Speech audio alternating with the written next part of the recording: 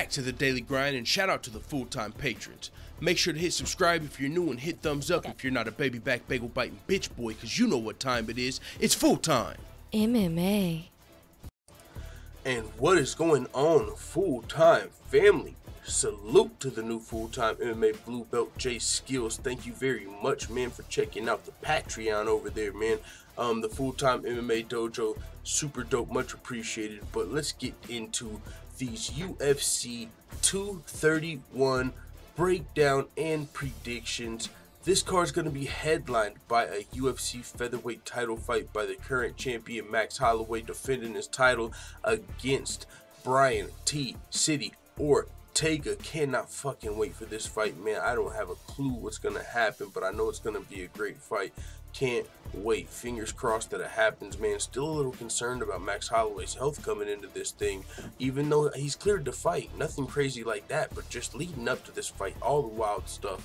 We'll talk a little bit about that later in the breakdown.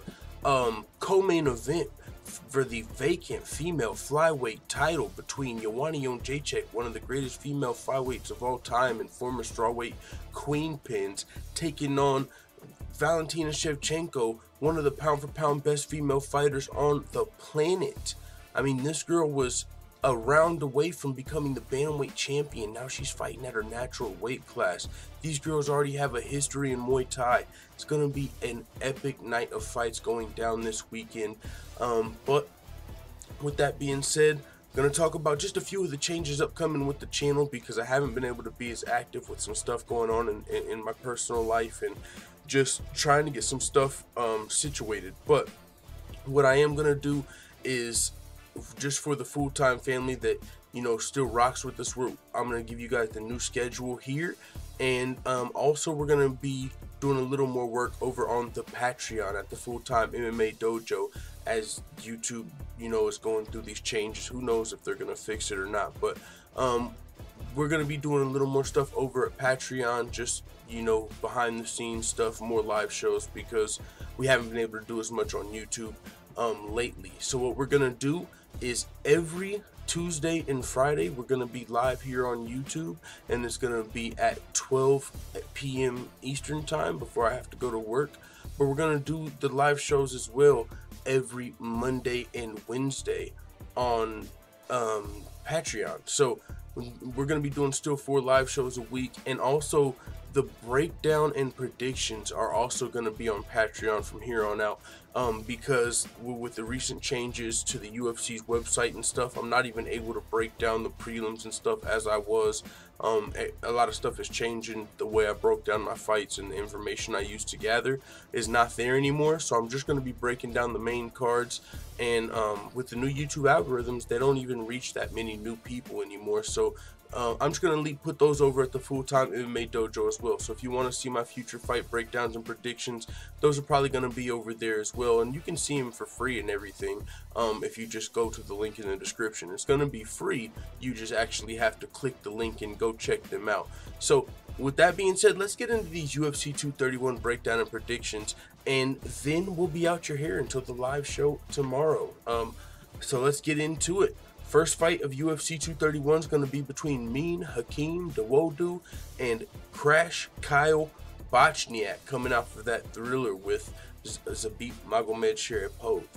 Hakeem Dawodu entered the UFC undefeated at 7-0-1 and lost via first-round submission to Danny Henry, but bounced back with a unanimous decision win over Austin Arnett back in July.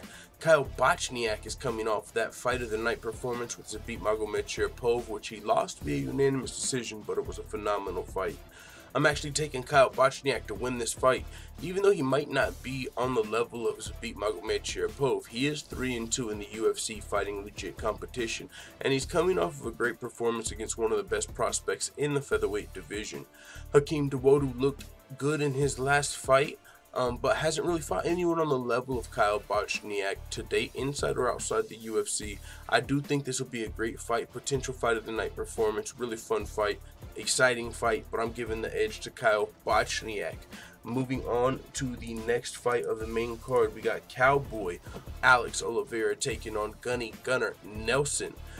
Cowboy Oliveira has been one of the best unranked welterweights in the world for a while, but recently he actually got into the top 15 with a win over Carlos Condit. Back in April, he beat Carlos Condit, and then he also knocked out most recently Carlo Pedersoli in the first round in September. So with that being said, I'm gonna go back real fast just because I didn't move the green check mark, guys. So for the people that are skimming through the video because you don't want to hear the breakdown and prediction, because maybe you prefer a more technical breakdown than what I'm giving over here, you know, you're just interested in big full-time picks and predictions, that's who I'm picking. Kyle Bochniak, green check mark over his head. All right, back to where we were, moving to the next fight of the night. All right, here, Alex Oliveira versus Gunnar Nelson. All right, this is who I'm going to be picking. Back to the breakdown and the reason why. Cowboy Oliveira, as I said, one of the best, in my opinion, unranked welterweights in the world before he actually scraped the top 15. Now he's ranked number 13 after beating Carlos Condit and Carlo Pedersoli. Gunnar Nelson was riding a 2-fight winning streak, both by way of second-round submission over Alan Jouban and Albert Tumenov before being knocked out in his most recent fight against Santiago Ponzinibbio. But that fight was a little controversial because replays actually showed Gunnar Nelson got poked knuckle deep in his eye before being knocked out, and the ref didn't catch it. So that definitely played a part into his vision being not where it needed to be and getting knocked out shortly after. He had a finger knuckle deep in his eye, he couldn't see, and he got knocked out. I mean, it was unfortunate the way it happened, but he's a very dangerous submission artist. Super tough fight for me to call. I feel like Cowboy Oliveira is just very dangerous. I mean, got a great chance to win this fight, and he might even have more paths to victory because he does have some submission wins. He can knock you out, can win a decision. But I mean, really the same goes for Gunnar Nelson. He's probably less likely to knock you out, but more likely to submit you. Gunnar Nelson's probably the better grappler, might have a slight cardio advantage if this fight goes the distance. Almost a toss-up for me, but I'm giving the edge to Gunnar Nelson. I think he can win this fight via submission. Alex Oliveira, 2 of his last 3 losses in the UFC, I believe, both came by way of submission. So I'm going to give a slight edge to Gunny, but it's going to be a great fight. I'm really looking forward to this one as well. Moving on, we've got a banger. We got a banger coming up. Light heavyweight potential slugfest. I'm almost more confident predicting a knockout than predicting the winner of this fight. But we're going to do it. Boom, boom, boom, boom, boom, boom. We're going with Jimmy Manuwa to win this fight. Jimmy Manuwa is a dangerous striker and one of the best light heavyweights in the world, but he is currently riding a 2-fight losing streak to Volkan Ozdemir and Jan Blachowicz. Thiago Santos is 6-1 in his last 7 UFC fights with knockout wins over Jack Martian, Gerald Meerschaert, Jack Hermanson, and Anthony Smith, all at middleweight. And his only loss is to Thiago Santos, which was a first-round knockout loss. I'm sorry, his only loss was to David Branch, Thiago Santos's. And that was a first-round knockout loss.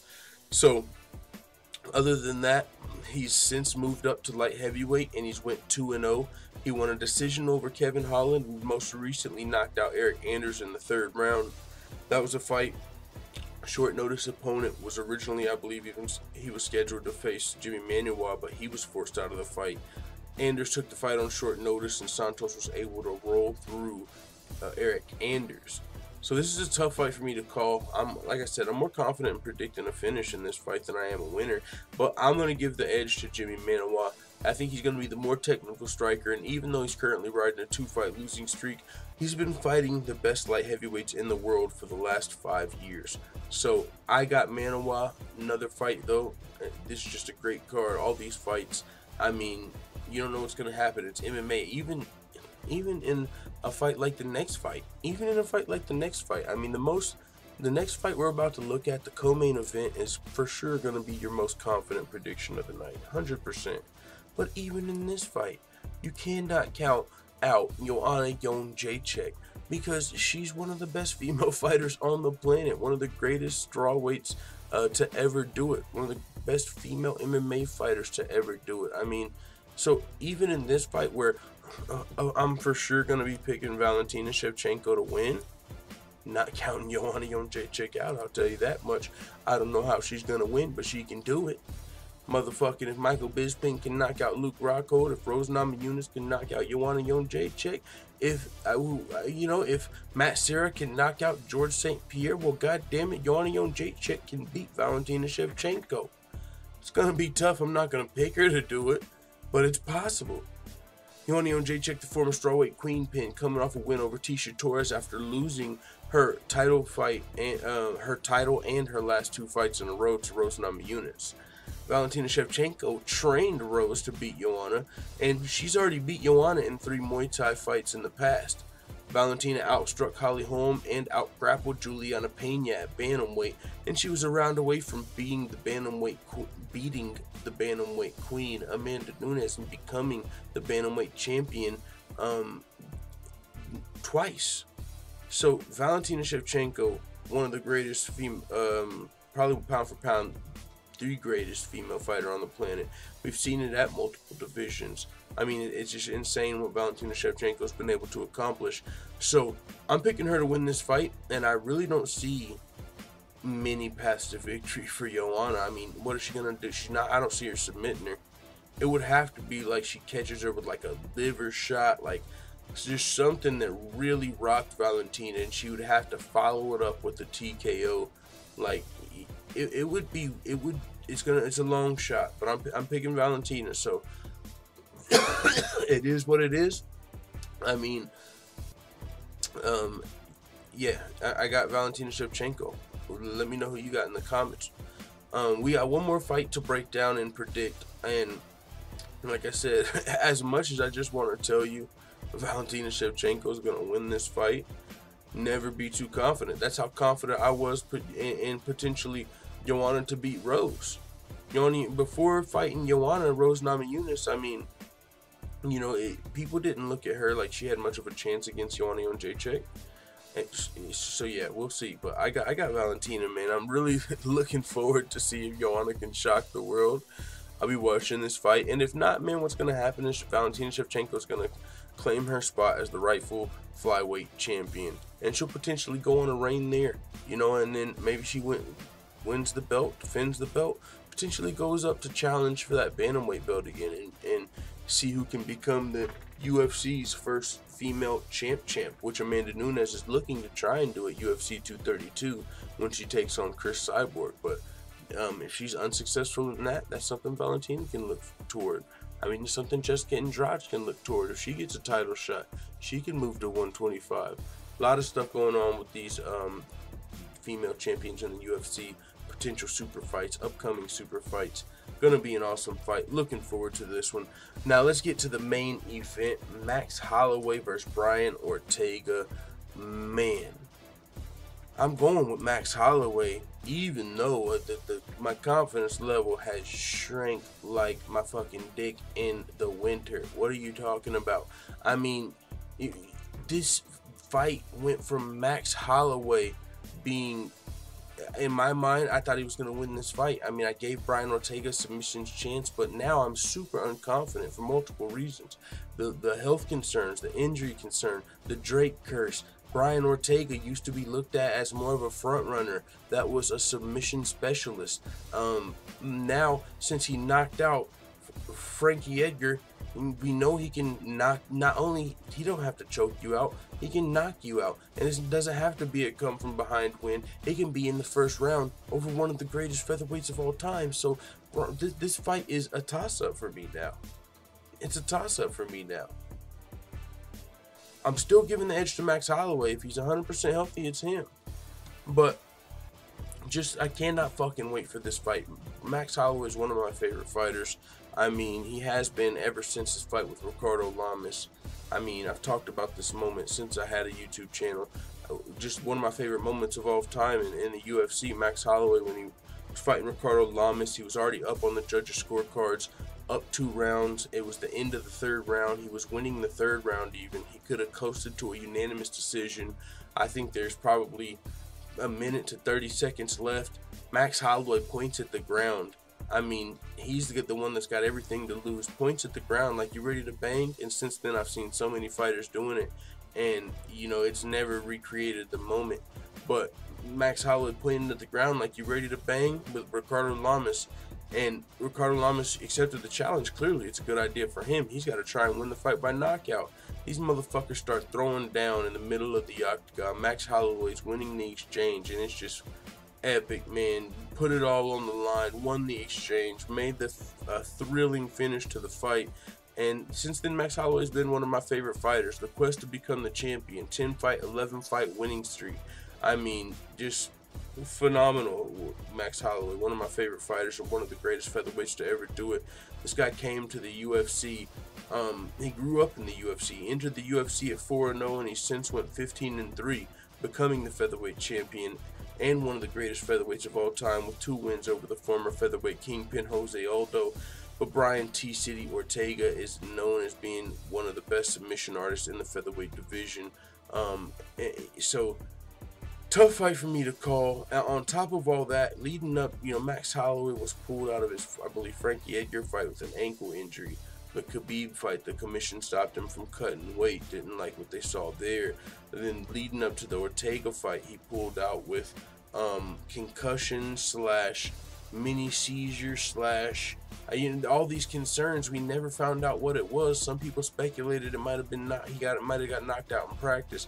Some people speculated it could have been a mini stroke. I mean, all these things were speculated, and we never got confirmation exactly what happened with Max Holloway's health. But I mean, leading up to the fight, there were interviews. He was slurring his words. It looked like he might have been droopy a little bit. One of the sides of his face just led to a lot of speculation.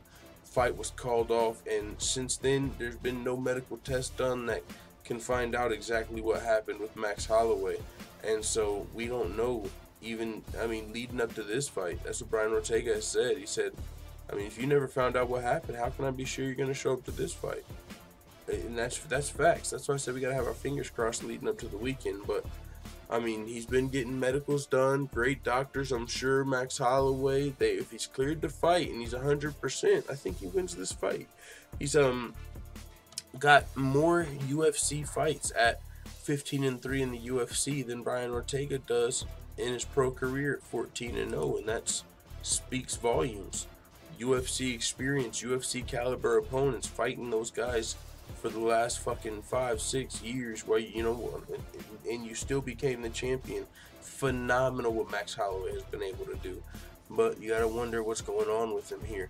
And then on top of that, he's recently got himself attached to the Drake curse ahead of this fight with Brian Ortega. Serena Williams, the Miami Heat, the Kentucky Wildcats, Liverpool, the Toronto Raptors, the Golden State Warriors, Kobe Bryant, Johnny Manziel, Conor McGregor. All of these have been attached to the Drizzy curse, and now it haunts Max Holloway, who's been taking photos with Drake ahead of this fight, getting mentioned in Drake's songs. It's not looking good. So with that being said, man, I cannot fucking wait for this weekend. We'll see if Max Holloway can snap the Drizzy curse, get shit right and defend this belt. That's who I'm picking to win, but anything can happen, man. With that being said, it is what it is. Let the Full-Time family know what you think in the comments, and these in the future will be at the Full-Time MMA Dojo, located at Patreon. Patreon.com/FulltimeMMA. Fuck with your boy, man. Let the Full-Time family know what you think in the comments. We out. Salute to J Skills. Bye, Felicia.